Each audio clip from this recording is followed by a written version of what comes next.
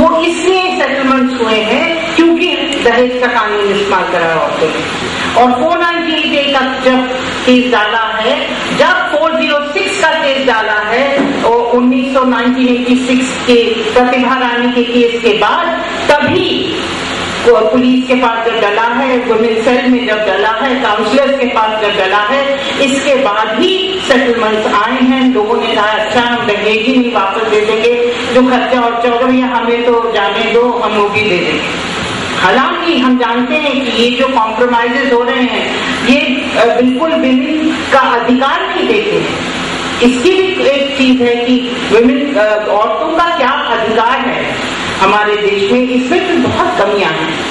संपत्ति के अधिकार में भी कमियां हैं। जो जितनी संपत्ति हमने सवेरे कहा था होती है घर में, औरत और आदमी खुद आपस मिलजुल के घर बनाता है, चीजें खरीदता है और कुछ जो एसेट्स खरीदते हैं उसमें भी औरत का कोई हिस्सा नहीं है हमारे कानून में। तो हमारा कानून भी बहुत बिछड़ा हुआ है।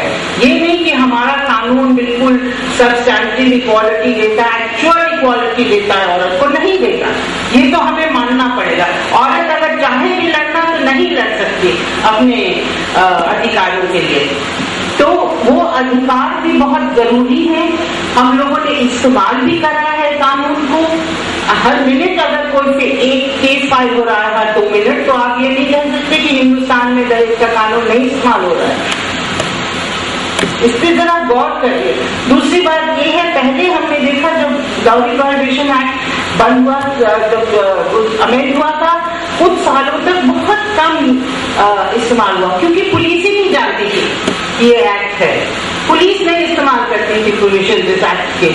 पर अब हम देखते हैं दिल्ली में जैसे कि अगर कंप्लेंट लिखते हैं हम विमेन सेल को या पुलिस को, तो वो भी इंक्लूड हो रहे हैं, section of dowry prohibition act भी इंक्लूड हो रहे हैं। और ये रिफ्लेक्टेड है आपके कानून के बारे, जजमेंट के बारे में जब आप बात करेंगे तो ये इस पे रिफ्लेक्शन आएगी कि कितने केसेस जो फाइल होते हैं वो सिर्फ वो दहेज विरोधी कानून पे फाइल होते हैं, उसके साथ ही साथ 406 लगता है, उसके साथ ही साथ 498A लगता है। तो ये 4-5 एक ग्रुप लगता है इकट्ठा। और कहीं ना कहीं जब प्रोनाउंसमेंट होता है तो हर सेक्शन पे अलग से प्रोनाउंसमेंट होता है कोर्ट्स का। तो हमें ये इस पे भी ध्यान करना चाहिए थोड़ा बहुत। और एक चीज और हमको ध्यान में रखना है जब हम लोग बात कर रहे हैं, क्योंकि अब जो केसेस आ रहे हैं 498A के आए हैं, उससे एक बहुत भारी काउंटर ब्लास्ट औरत एक्सपीरियंस कर रही है। क्योंकि अब क्या हो रहा है कि जितने भी कुछ केसेस आए हैं 2-3 साल में, ज्यादातर मेजॉरिटी केसेस ये कह रहे हैं कि औरतें गलत केसेस फाइल कर रही हैं, औरतों के खिलाफ कुछ होना चाहिए, और ये और वो 1000 डायरेक्शन दिए हैं कोर्ट ने। अरेस्ट मत करो औरत को जब तक कि इन्वेस्टिगेशन ठीक से नहीं हो, अरेस्ट में औरत को नहीं, आदमी को और फैमिली को जब तक इन्वेस्टिगेशन ठीक से नहीं होती। और इन्वेस्टिगेशन ठीक से होना मतलब उस आदमी विजिट करे पुलिस स्टेशन। और डायरेक्शन दिल्ली हाई कोर्ट में जस्टिस गंभीर ने एक लिस्ट 10 की भेजी है, और सब पुलिस स्टेशन के पास ये डायरेक्शंस है। सब पुलिस स्टेशन के पूरे कंट्री में सरकार हमारे हक में नहीं, हमारे खिलाफ एक्ट कर रही है।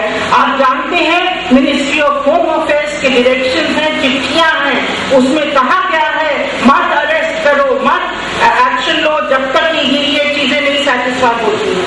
ये सब डायरेक्शन हम लोगों को मालूम होना चाहिए। वही नहीं, एक बहुत बेकार सी पिटीशन फाइल करी गई थी राज्यसभा में पिटीशन कमेटी के सामने, जिसमें इतनी ज्यादा गालियां दी गई थी औरतों को। कोई डाटा नहीं था, कोई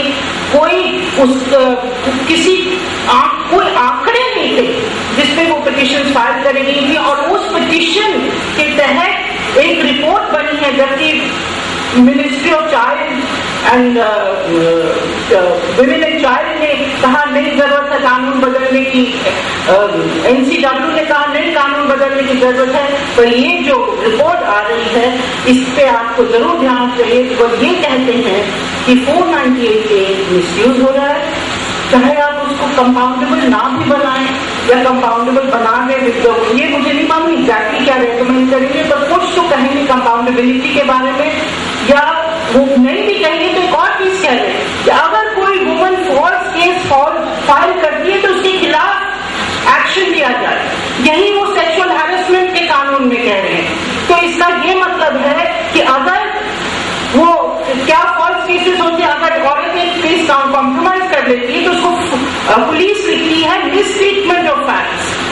वो ये नहीं कहती कि केस कॉम्प्रोमाइज हो गया या कोई न्यू कैटेगरी, क्योंकि कॉग्निजेबल क्राइम में ये हो तो वो मिसस्टेटमेंट ऑफ फैक्ट कह देती है या कहती है कि, तो मतलब इतने सारे केसेस जो मिसस्टेटमेंट ऑफ फैक्ट्स हैं ये वो नहीं, उनके आंकड़े भी काफी कम है, वो बताए जाएंगे आपको कि क्या मतलब कितने केसेस हैं, फॉल्स केसेस हैं इस कानून 498 के अंदर। अगर आप उसको कंपेयर करें दूसरे कानूनों से, सब जगह पूरी दुनिया पूरे मतलब हमारे कंट्री में केसेस फाइल होते हैं फॉल्स केसेस, तो 498 के अंदर शायद कम ही फाइल होते हैं फॉल्स केसेस अगर आप कंपेयर करें। पर ये कहा जा रहा है कि ये जो औरत है इसको पनिश करना चाहिए। तो ये सब चीजें हमारे सामने आ रही हैं, एक काउंटर मूवमेंट शुरू हो गया है और एक हमला शुरू हो रहा है औरतों के ऊपर, जिसका भी हमें ध्यान करना चाहिए। अब हम बहुत ज्यादा बोल दिए हैं, हम जानते हैं, तो इसलिए हम कहेंगे जिन्होंने कंपाइल करा है जजमेंट की उस सब ये ध्यान रखते हुए कि क्या क्या सेक्शन भी मेंशन करें इस पे जजमेंट आए हैं। May I request Svetlana and Anita to now give you some idea about their compilation. मेरा नाम स्वेतलाना है, मैं ह्यूमन राइट्स लॉ नेटवर्क के साथ वकील हूँ।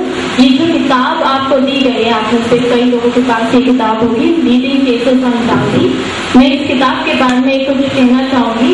और जब हम इस किताब के लिए केसेस कंपाइल कर रहे थे तो हमारा ये ऑब्जेक्टिव था कि हम ऐसे लीडिंग केसेस लेंगे सुप्रीम कोर्ट से जो हमें एक प्रेसिडेंट के तौर पर हम यूज कर सकेंगे। और जो कंपाइलेशन है केसेस को इस तरह एडिट किया गया है कि एक सरल भाषा में हमें